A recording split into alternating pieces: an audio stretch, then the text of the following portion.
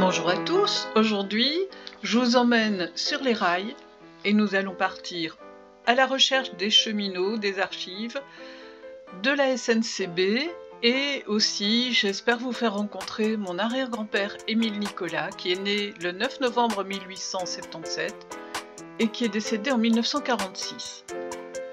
Comment est-ce que je vais pouvoir retrouver ce parcours professionnel? En fait, cet homme me plaît beaucoup parce que déjà, j'ai toujours connu dans la maison familiale ce tableau que vous voyez là, où il s'affiche très fier de sa locomotive à vapeur qu'il avait fleurie. C'était le jour du 1er mai, la fête était indispensable et donc elle était honorée, bichonnée, chérie par les machinistes. Et lui était devenu machiniste.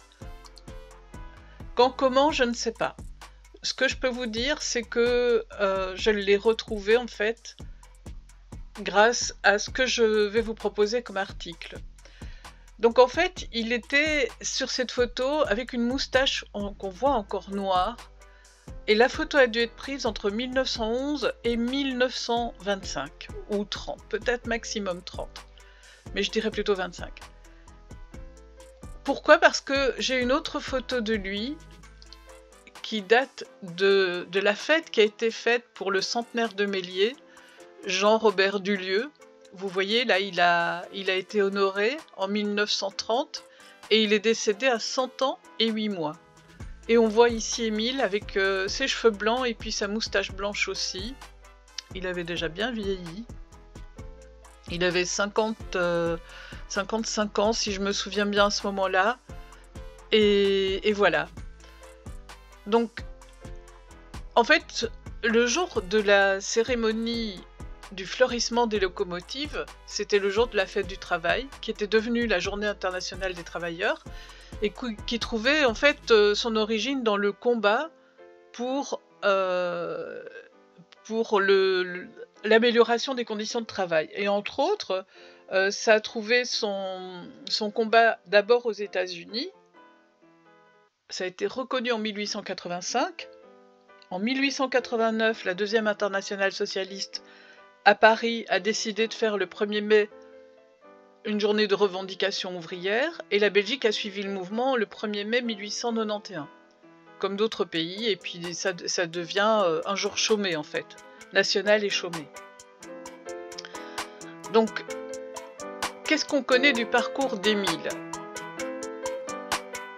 Voilà, j'ai un carnet de milicien qui a été conservé dans les archives familiales et qui contient beaucoup d'informations. Je vais vous l'agrandir, non je ne peux pas, c'est pas grave.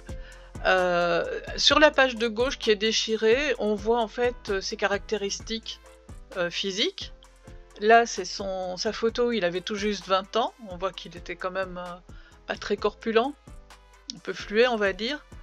Et puis sur ce carnet, pardon, il y a toute une série de pages que je vous ai pas montré là, qui contiennent en fait tous les cartouches de congé, et il en a eu beaucoup.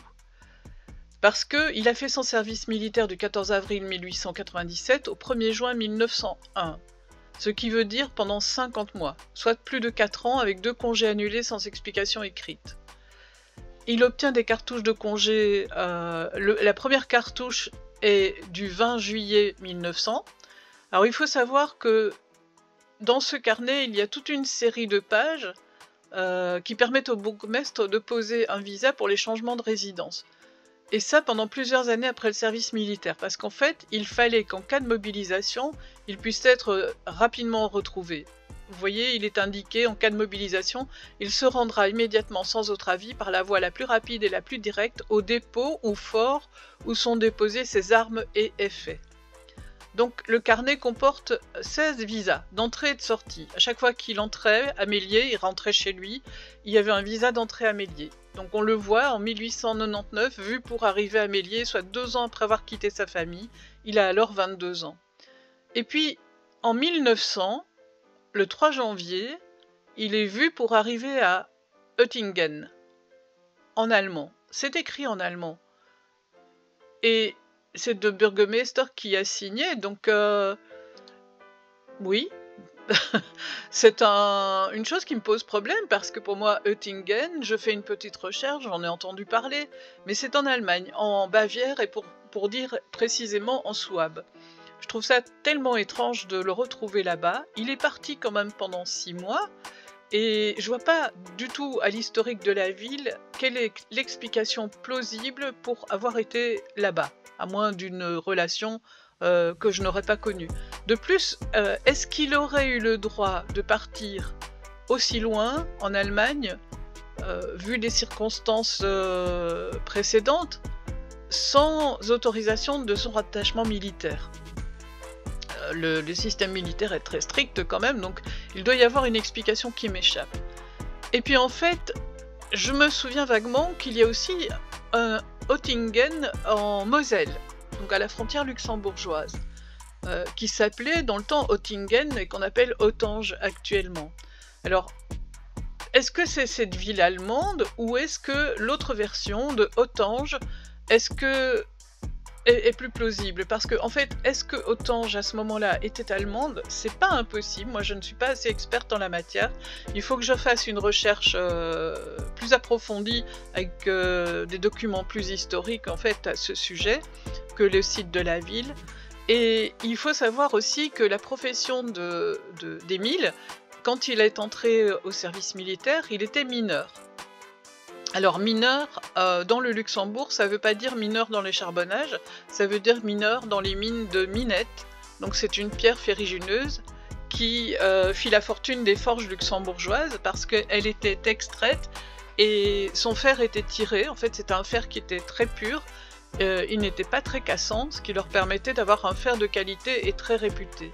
Seulement en 1900, donc même à partir de 1838, les sites luxembourgeois ont commencé à péricliter parce que, je vous fais un raccourci, en fait la force motrice qu'il fallait pour activer les chaudières était jusqu'alors le bois, qui était à profusion autour d'eux, dans les Ardennes et dans tout le Luxembourg, dans l'Eifel et tout ça. Et puis l'histoire de l'arrivée du charbonnage, en fait le moteur, le processus de chaufferie du moteur inventé par les Anglais était au charbon. Et donc la ressource s'est retrouvée à d'autres endroits. Et puis les maîtres de forge ont décidé de descendre progressivement vers la Moselle et puis peu à peu vers ce qu'on connaît, ArcelorMittal, etc. à partir de 1900. Donc les sites de hauts fourneaux ont changé, les maîtres de forge n'hésitaient pas à utiliser la main-d'œuvre qui était qualifiée, qui était dans le Luxembourg, et à les envoyer dans ces régions du Grand Est. Et même ailleurs, parce que certains sont partis vers la Suède, mais ça c'est une autre histoire. Donc moi l'histoire de Oettingen-Ottange est plus plausible connaissant le parcours professionnel d'Émile, que l'histoire de cette ville allemande où il n'y a rien qui puisse le rapprocher de ce qu'il connaît. De plus, il n'était pas payé pendant son service militaire, donc il fallait quand même qu'il travaille, et c'est visiblement ce qu'il a fait tout au long de ses congés. Le troisième visa d'entrée arrive en 1900 à Méliès, et donc il est vraiment resté 6 mois à Oettingen. Ensuite, il a un 5e visa, et là, il quitte Méliès, donc il a un visa d'entrée, un visa de sortie. Il a son visa d'entrée à Méliès le 5 juin, et il le quitte le 7 septembre, donc il est resté 2 mois chez lui, à peu près. Et Méliès, il le quitte pour Mont-sur-Marchienne. Alors là, c'est encore surprenant, Mont-sur-Marchienne est dans le Hainaut, mais c'est un petit peu plus probable aussi, il est resté 9 mois. Alors qu'est-ce qu'il est allé faire là? Il a certainement été travailler. Mont-sur-Marchienne, je vous dis, c'est dans le Hainaut, c'est une ville sidérurgique encore, et en plus ce sont des charbonnages. Les charbonnages ont été ouverts jusqu'en 1878, et puis ensuite furent fermés et remplacés par la clouterie du globe. Donc il semblerait qu'Émile ait chaque fois cherché du travail selon ses compétences. Il était dans la sidérurgie, c'était un métallo. Le 7e visa, en fait, le fait quitter Méliès, et là, il se rend à Jemelle. Donc, entre-temps, il retourne au dépôt, bien sûr. Là, il quitte Jemelle, Namur, et encore là, c'est surprenant. Donc, qu'est-ce qu'il aurait pu trouver comme travail à Jemelle? En fait, à Jemelle, il n'y a pas de charbonnage, il n'y a pas de sidérurgie. Mais par contre, Jemelle possède une gare ferroviaire sur la ligne Luxembourg-Namur-Stepenich au Luxembourg. Et à l'époque, enfin encore à l'heure actuelle, c'était une gare de jonction. En 1900, il y a eu des grands travaux qui ont été entrepris pour remanier les dépôts et les ateliers de réparation, ainsi que des nouvelles lignes de voies à quai. Est-ce que c'est là qu'il a eu les premiers contacts avec le chemin de fer en dehors de son titre de voyageur, parce qu'il voyageait visiblement souvent? En tout cas, il quitte Jemelle et là il se rend à Hon. Et à Hon, il y retournera bien plus tard, il y a une gare là aussi, il y retournera bien plus tard avec sa femme, qu'il épousera bien plus tard, et c'est là qu'est née ma grand-mère. Ils y ont vécu pendant tout un temps, pendant qu'il était machiniste. Parce que sur l'acte de naissance de ma grand-mère, il est indiqué qu'il est machiniste. Donc, est-ce qu'il aurait fait pendant cette année-là, oui, pendant ces 2 années-là, est-ce qu'il aurait fait des formations pour apprendre le métier de machiniste? Je pense que c'est pas impossible. En tout cas, seules les ressources que je pourrais trouver en ligne vont pouvoir me le dire. Alors, la légende familiale dit qu'il aurait été un des premiers à inaugurer les machines à vapeur sur la ligne Jemelle-Luxembourg. La ligne existait déjà au moment où il conduisait, mais il est possible qu'il ait conduit des nouvelles locomotives. Ça, c'est pas impossible. Et au Grand-Duché de Luxembourg, en fait, il existe un site qui s'appelle Fond de Gras, qui est un site qui reconstitue les parcours, en fait, que mon grand-père a dû traverser. C'est vraiment à l'ancienne, hein. On est dans la locomotive, dans les wagons, la locomotive est devant nous. Alors, il faut connaître la configuration des Ardennes et du Luxembourg, c'est assez tortueux, on est dans la forêt, ça monte, ça descend. Et les escarbilles qui sortent de la cheminée, vous les prenez en plein visage, parce qu'il n'y a pas de vitres en fait dans ces trains. Donc les voyageurs, vous savez, on en parle souvent, ils revenaient, ils étaient tout sales, ça m'étonne pas du tout. Pour avoir fait ce voyage, c'est très amusant, et je vous le conseille. C'est une expérience dans le passé qui est intéressante. Alors ensuite, on revient sur le carnet de milicien d'Émile. Il est de nouveau à Jemelle. Il retourne à Jemelle, et on est à son 12e visa. Ensuite, il quitte Jemelle, il y reste 2 mois tout de même, et il est indiqué qu'il se rend à Saint-Marc. Saint-Marc, il se rapproche de nouveau d'une gare, la gare de Saint-Marc au Luxembourg. Il n'y restera qu'un petit temps, et puis après, il s'en va vers Virton, juste à côté en 1907, et là, c'est là qu'il obtient son dernier visa. Son dernier visa à durée de congé illimité. Donc je vous ai dit, c'était quand même 50 mois de durée en fait, ce service militaire. Là, je vous montre la carte en fait de là où il est parti. Donc il est au 1+, là, c'est là qu'il était à Méliès. Il a fini par se rendre un petit peu partout. Donc là, c'est Jemelle, il est allé 2 fois. Là, c'est Mont-sur-Marchienne, près de Charleroi, dans les Borinages. Ici, c'est la frontière française, mais c'est Virton-Saint-Marc. Et là, quand on descend, on est en Moselle, et c'est la Oettingen. Alors, en 1910, Émile se marie avec Victoire Roblin, mon arrière-grand-mère. C'est la famille en fait de celui dont je cherche la trace, qui vient de la Nièvre. Et je vous dis, en fait, ensuite, il a son premier enfant qui est ma grand-mère, qui est née en 1911, et dont on est sûr qu'il est indiqué qu'il est machiniste sur son acte de naissance.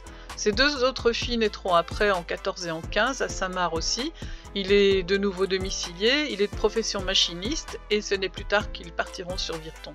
Alors qu'est-ce qu'on va faire pour explorer les ressources, et qu'est-ce qu'on a comme ressources en ligne concernant le chemin de fer belge? Alors la première ressource, alors je vais peut-être vous faire un petit tour. Ceci c'est Autange, donc dans le département de la Moselle, une ville de sidérurgie, hein. Ah ils ont mis des éoliennes maintenant.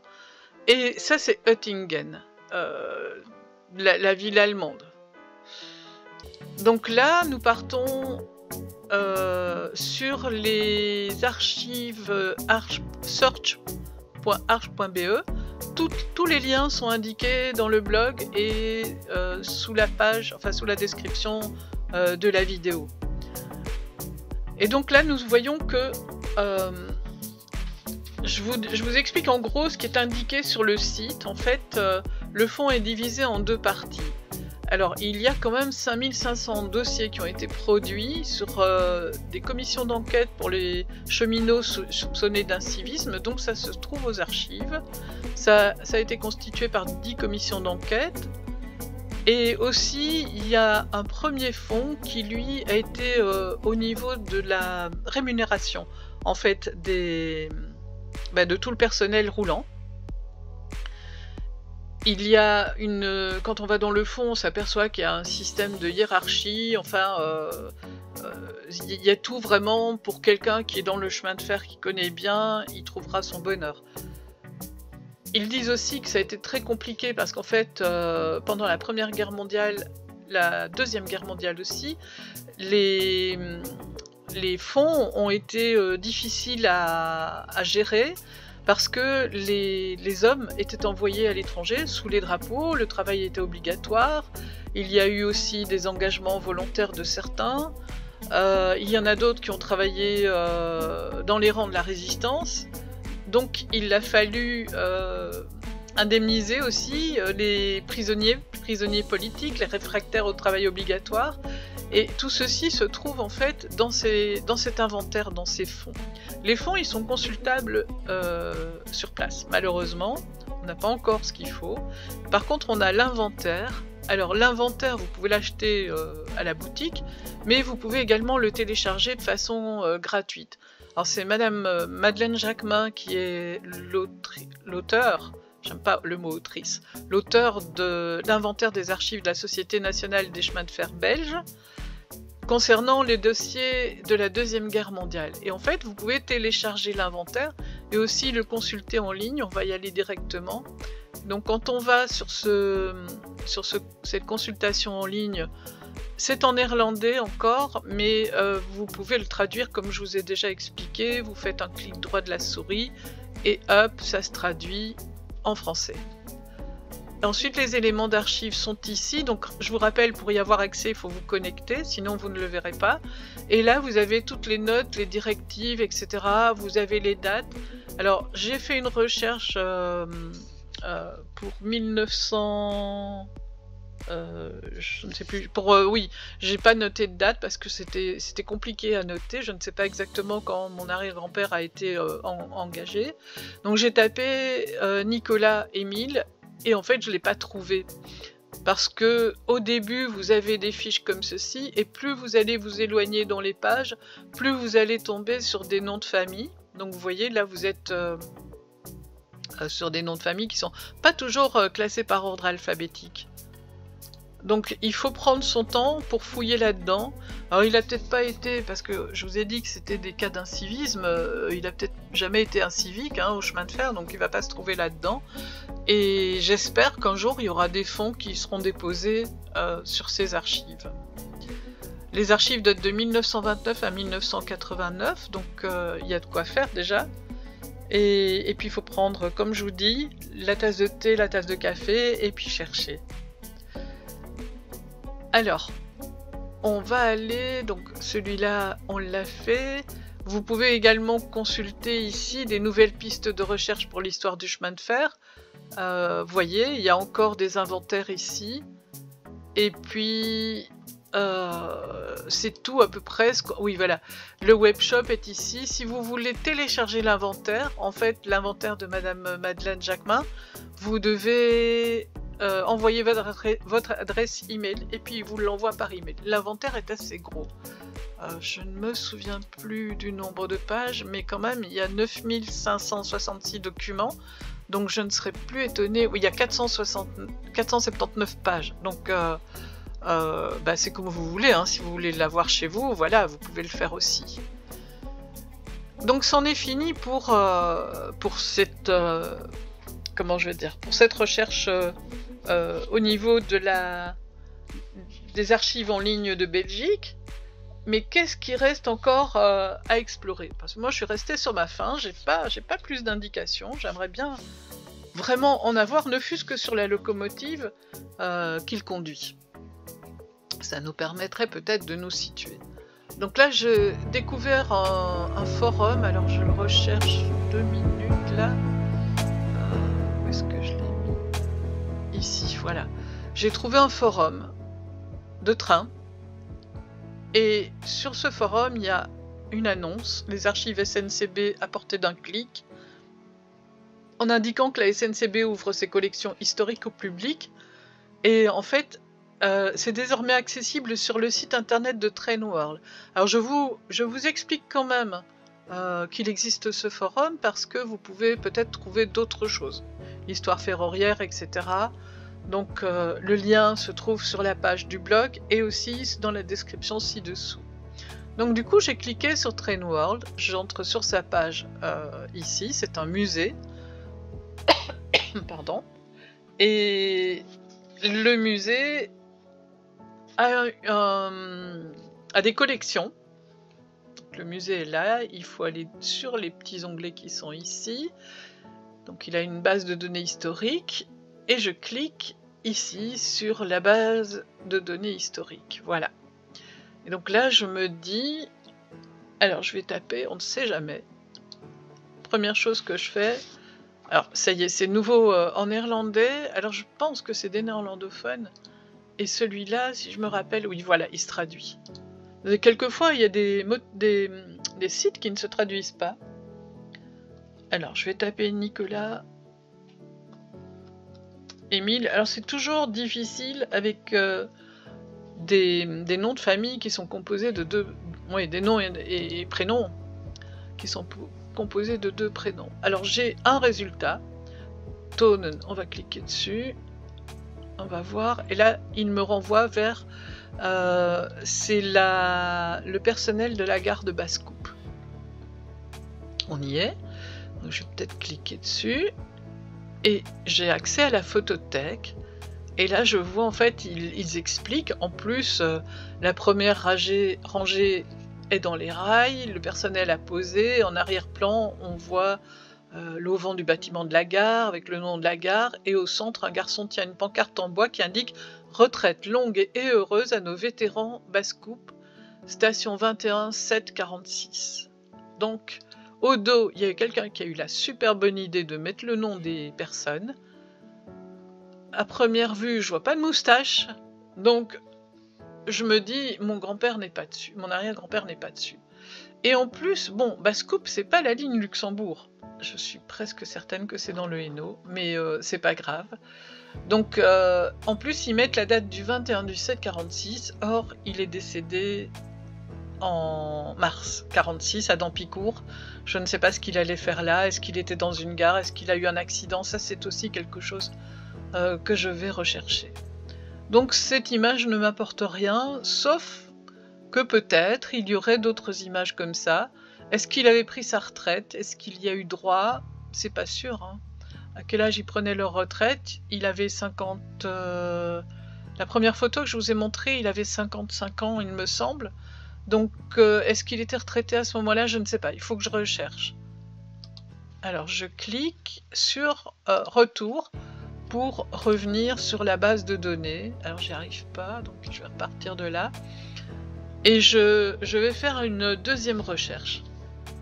Donc puisqu'on m'a dit qu'en fait, Émile, lui, il était conducteur de train sur la ligne Luxembourg, je vais taper Luxembourg pour avoir un peu plus d'éclaircissement.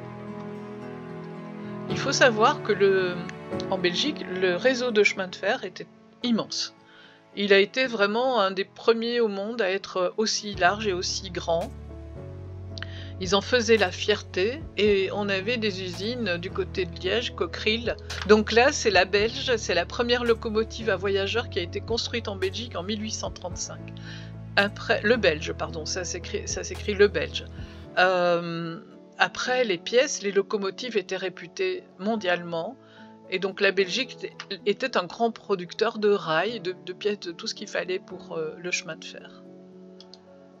Donc je retourne ici, je laisse le site en flamand, ça a peu d'importance. Je cherche dans la collection du musée et je clique pour obtenir une réponse sur Luxembourg. Et là, je tombe sur des locomotives. Alors, Stome locomotive, ça veut dire locomotive à vapeur.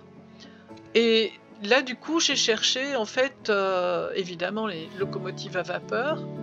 J'ai 2 peintures. Donc, si je clique sur la première, j'ai la Loco Super Pacifique de 1935. Donc, il a pu la conduire, mais en tout cas, c'est pas l'avant. Alors, je vais peut-être vous le remontrer. On va revenir sur sa première photo. Voilà. C'est absolument pas l'avant de la photo qui est là. Et en plus, il n'y a pas de chiffre ici. On ne voit pas le numéro de la locomotive. On voit que ça a été peint à la main avec beaucoup de soin. On voit qu'elle est fleurie. Et c'est tout ce que je peux vous dire. La cheminée a une certaine hauteur aussi. Donc, vous voyez que c'est absolument pas la même locomotive. Là, la cheminée est très basse. Et puis, il y a des protections ici devant. Mais, alors, je vais vous le traduire. Comme ça, vous me suivrez mieux. Mais c'est bien la ligne Luxembourg. Donc, on est sur les trains de voyageurs, sur les lignes Bruxelles à Ostende, Liège, Luxembourg, Mons et Tournai. Elle atteignait 140 km/h. Et elles ont été mises en hors service en 62. Après, vous avez toutes les informations techniques. Pour les passionnés du train, je pense que c'est quelque chose de chouette, c'est quelque chose d'important. Alors, il ne veut pas cliquer comme ça, on va le faire comme ça. Celle-ci est plus ancienne, on le voit. Alors, l'avant est plus long, il y a un tender aussi. Elle date de 1910 et pareil, alors on va le remettre en français. Elle a été utilisée voilà, pour les trains de voyageurs à grande vitesse sur la ligne vallonnée de Bruxelles à Luxembourg. Et donc on vous dit, elle allait que jusqu'à 120 km/h. Ça, vous imaginez une machine pareille. Vous avez la fiche historique, vous avez tout. Alors les fiches historiques, elles sont bien faites. J'ai été jeter un petit coup d'œil, vous voyez. Il donne la disposition des essieux, l'année de construction, les constructeurs, etc. Les retraits de service, et vous avez même les plans. Enfin, elles sont bien faites, je trouve. Donc je vous dis, pour quelqu'un qui aime le train, c'est une belle petite source d'information. Je m'amuse. Alors ensuite, je ne regarde pas les autres parce que je me dis, je perds mon temps.